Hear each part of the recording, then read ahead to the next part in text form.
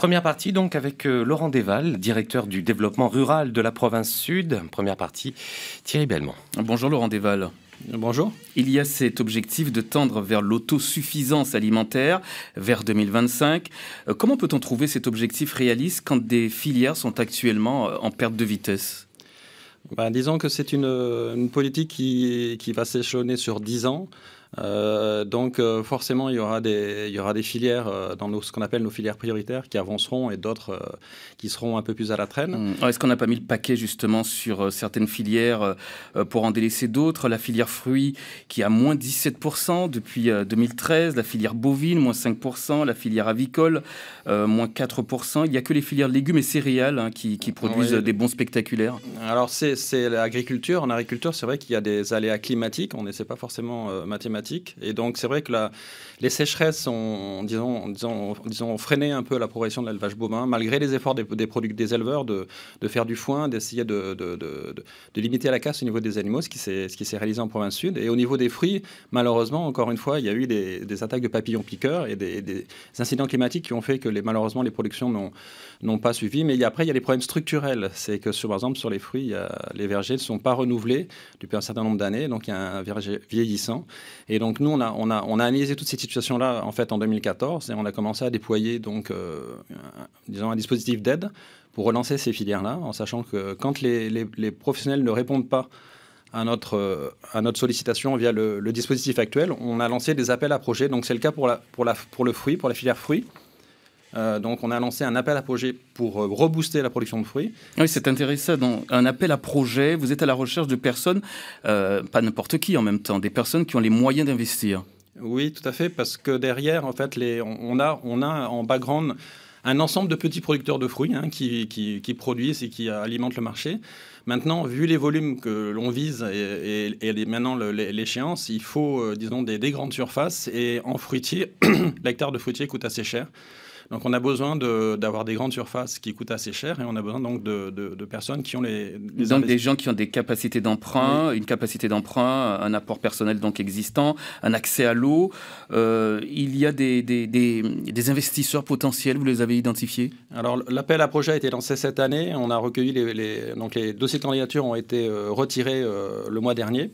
Et on leur laisse donc le temps de préparer le dossier qui doivent nous rendre en septembre. Et il y a à peu près une quarantaine de personnes qui ont retiré ces dossiers, dont des personnes qui correspondent au profil.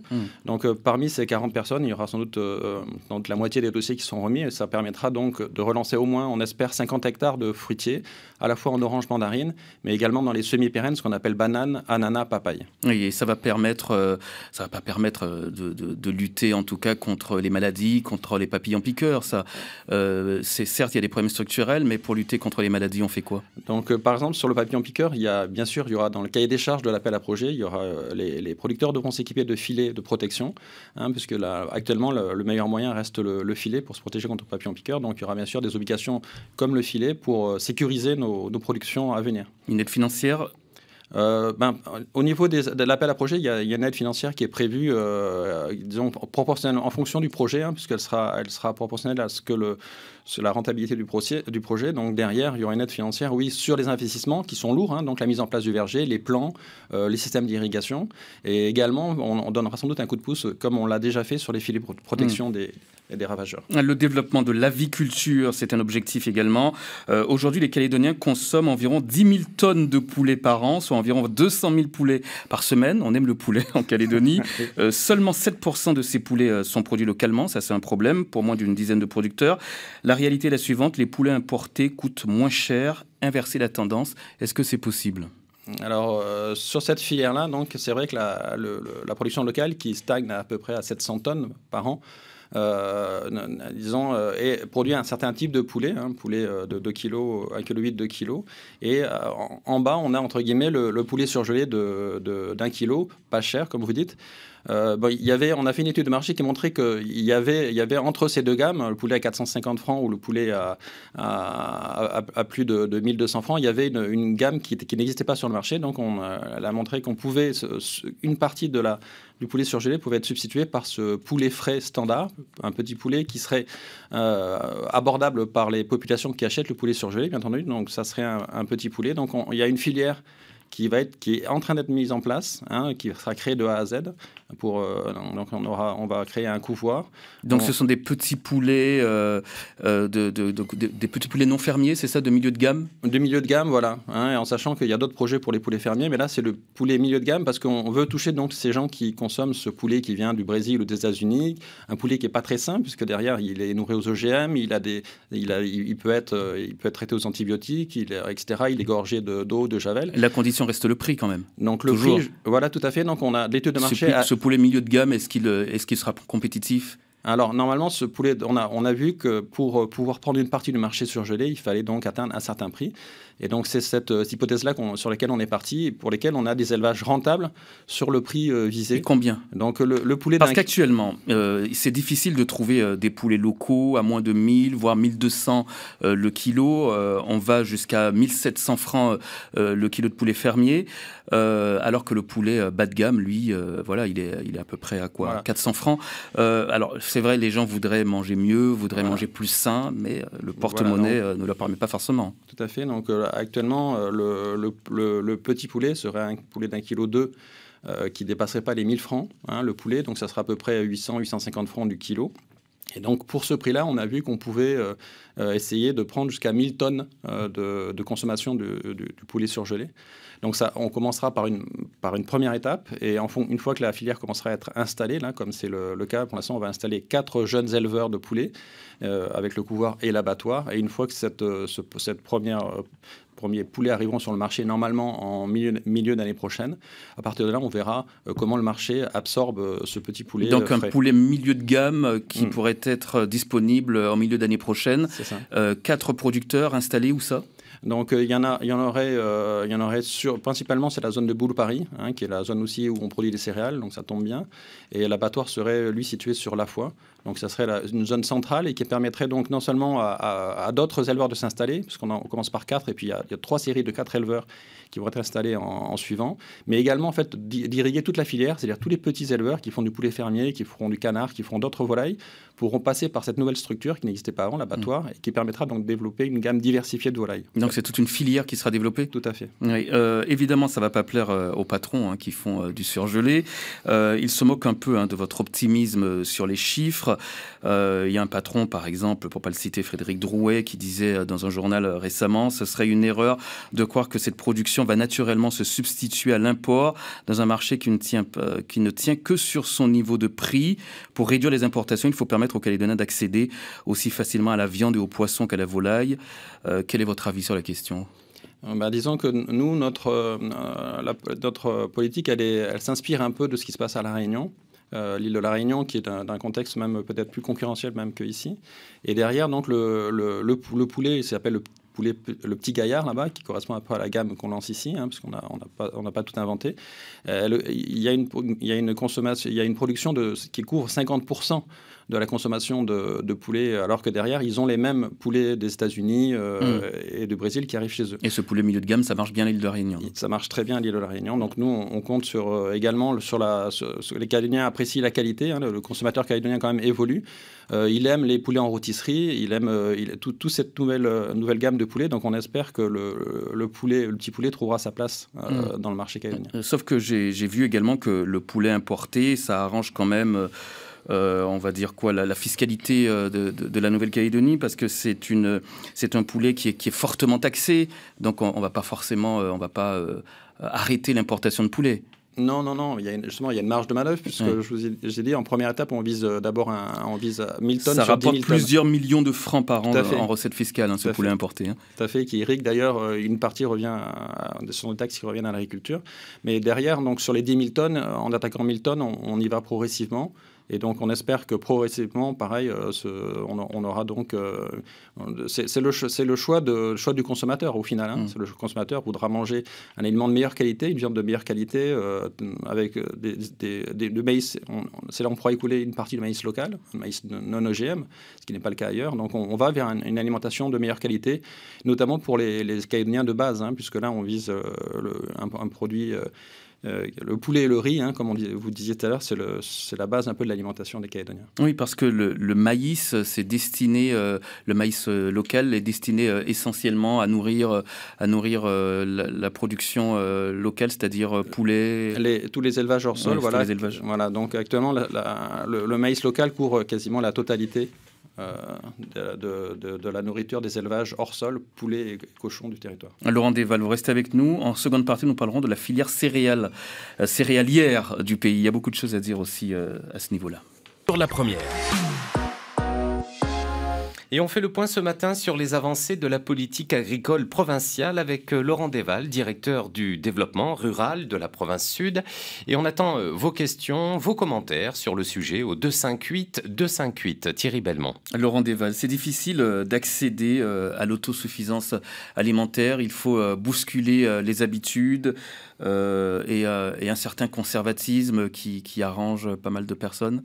Oui, tout à fait. Avec le temps, donc il y a les situations, les gens s'installent dans un confort entre guillemets, et c'est vrai que arriver donc à bousculer un peu cette manière de faire, donc ce soit au niveau de la même des producteurs, pour certains producteurs hein, qui sont dans des situations dans lesquelles en fait ce sont des bons professionnels, tout tourne bien, mais c'est vrai qu'on peut s'endormir un peu sur ses lauriers entre guillemets, alors que là donc la politique agricole, elle est ambitieuse. Et elle vise un taux qui n'a jamais été atteint en Nouvelle-Calédonie, hein, 30% de taux de couverture.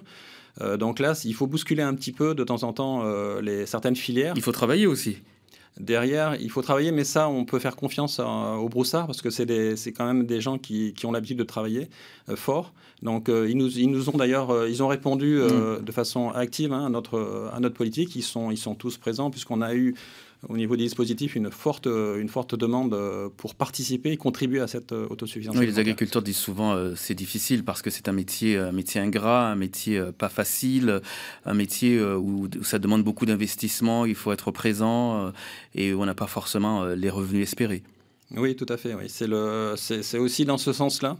C'est aussi dans ce sens-là qu'on travaille, c'est-à-dire produire plus localement, bien sûr en respectant les bonnes pratiques environnementales, mais derrière en dégageant plus de revenus pour l'agriculteur, c'est essentiel. Il faut absolument que l'agriculteur soit motivé, et notamment qu'on retrouve des jeunes, on n'a pas assez de jeunes, donc que les jeunes soient motivés pour revenir à l'agriculture aussi.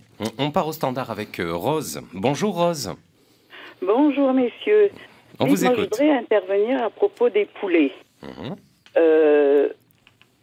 Premièrement, il faudrait, pour qu'on puisse acheter les poulets qui seront produits, qui seront produits localement à Boulou-Paris, est-ce qu'on sera capable de faire un poulet à 230 francs le kilo, 250 même le kilo?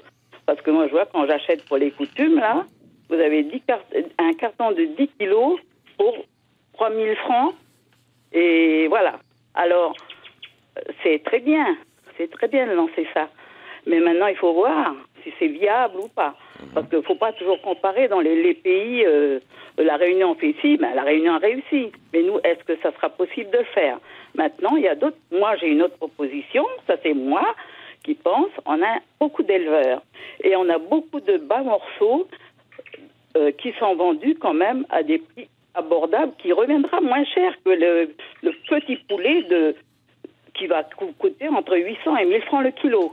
Alors ça, voilà des morceaux qu'on pourrait utiliser.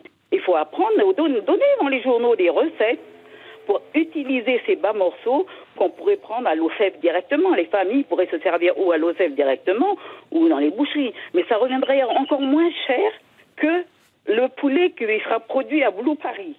Et puis maintenant, pour qu'on puisse manger du poulet, il faut arrêter cette importation. Parce que sinon, vous ne serez jamais rentable. Hein. Ça, moi qui fais la cuisine, je vois bien que ça sera difficile pour les familles. Hein.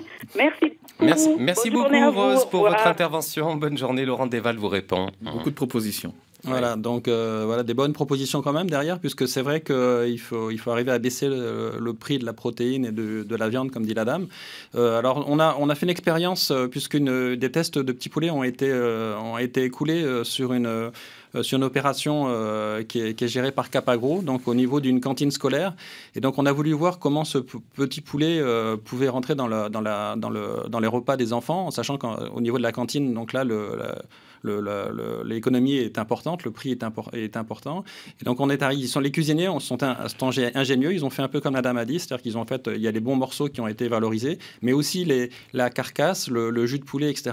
Ça a servi à faire des soupes, etc. Donc en fait, derrière un poulet, on ne peut pas faire des miracles, mais disons qu'on peut quand même abaisser le prix des repas et faire un peu comme la dame le proposait, donc valoriser mieux les bas morceaux et quelque part ça fait des économies et on peut mieux s'en sortir tout en mangeant localement. La dame le mentionnait encore une fois, le prix reste le maître mot. Arriver à faire un poulet moins cher, c'est la priorité pour les Calédoniens. Hein. Oui, tout à fait. Et après, derrière, bien sûr, c'est l'objectif de ce petit poulet. Et en sachant que, bien entendu, il faut remettre en avant aussi quand même la qualité qui viendra de cette viande de poulet. Et derrière les gens, il y aura une campagne qui informera aussi quelque part qu'il peut y avoir des dangers à manger trop de poulet surgelé par rapport à cette problématique d'hormones, d'OGM, etc. Donc on compte sur, on va dire, la conscience un peu du consommateur et qui tiendra compte du prix le plus bas possible, mais qui voudra manger plus sain, notamment pour ses enfants. Donc un poulet plus sain, ce sera le poulet calédonien. C'est ça, tout à fait. La filière céréale du pays, comment va-t-elle ? C'est une des filières qui marche bien au niveau de la PAP et qui est un peu la locomotive, puisque derrière, ce sont les céréaliers qui ont répondu tout de suite et qui ont augmenté les surfaces. La production a fortement augmenté, plus 127%, c'est ça voilà, sur le maïs notamment, donc il y a eu une explosion un peu des surfaces en maïs avec des productions qui sont passées de 3 à près de 9000 tonnes et on espère atteindre les 10 000 tonnes de maïs cette année. Derrière, donc, un marché satisfait. Donc, tout de suite, il faut passer à autre chose. Il y a d'autres céréales à produire et donc on va vers du sorgho, du soja. Et aussi, également, on a une opération sur le riz qui est en cours. Oui, donc diversification des cultures. Le soja, le sorgho en grains, c'est vraiment une filière qui est à développer ici. Il y a un marché potentiel. Alors, le marché existe, puisque c'est des aliments qui sont utilisés dans la provente pour nourrir les animaux. Derrière, il faut des rotations de culture, c'est-à-dire qu'on ne peut pas faire de la monoculture. Dans les céréales, on essaie de développer des systèmes qui soient respectueux de l'environnement. Ce qu'on appelle, nous, on essaie de développer, comme ça se fait cette année sur 200 hectares, le semis sous couvert végétal. Donc, c'est un système qui économise à la fois les produits, les engrais, et ça va dans le bon sens. Donc, on a besoin de faire des rotations entre plusieurs espèces de céréales. Bruno revient. Oui, est-ce que cette politique agricole provinciale, elle se fait en concertation avec les autres provinces, île Loyauté, province Nord, et avec le gouvernement de la Nouvelle-Calédonie ? Alors oui, puisque derrière on a vu que l'engouement de la PAP dans le sud a quelque part drainé aussi de dynamisme dans le nord, et à ce niveau-là, c'est plutôt au niveau du gouvernement et au niveau d'organismes comme l'ERPA qui essaie donc on va dire entre guillemets d'équilibrer les choses de façon à ce que le nord notamment puisse suivre. Voilà. Très bien. On va partir au standard avec Kyliam qui est avec nous. Bonjour.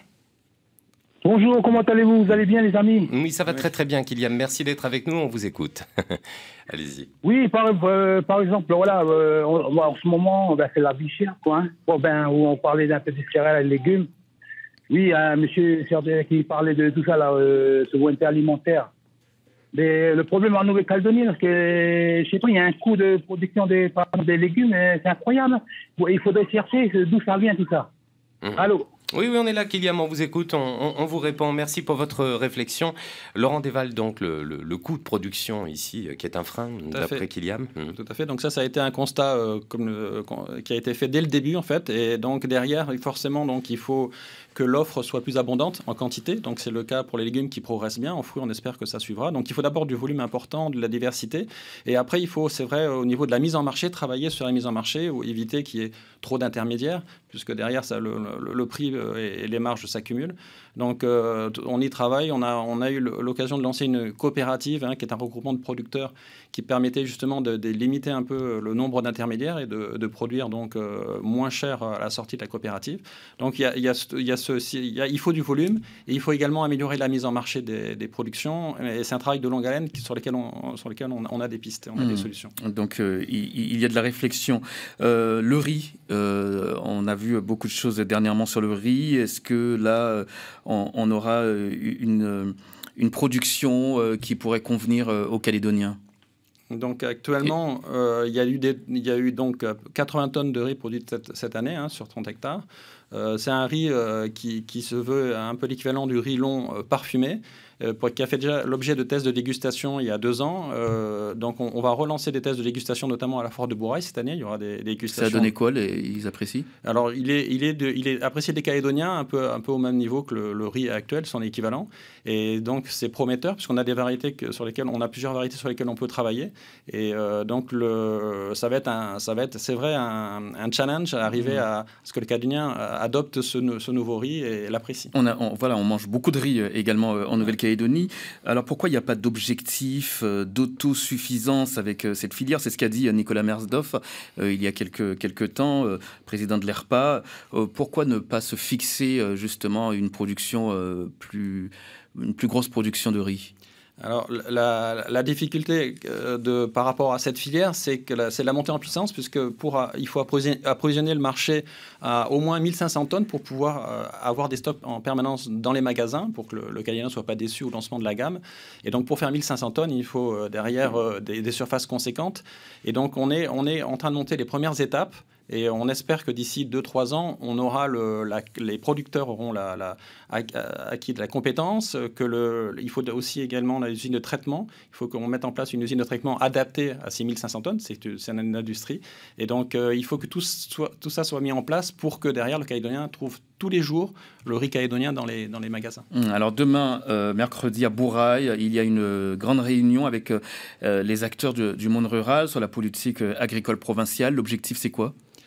C'est de présenter les avancées de la PAP et on revient systématiquement vers les professionnels qui contribuent à cet élan, pour atteindre nos objectifs d'autosuffisance. Donc, c'est les informer où on en est de façon groupée, puisqu'individuellement, ils savent ce qui se passe chez eux et dans leur région, mais pas forcément au niveau de la province.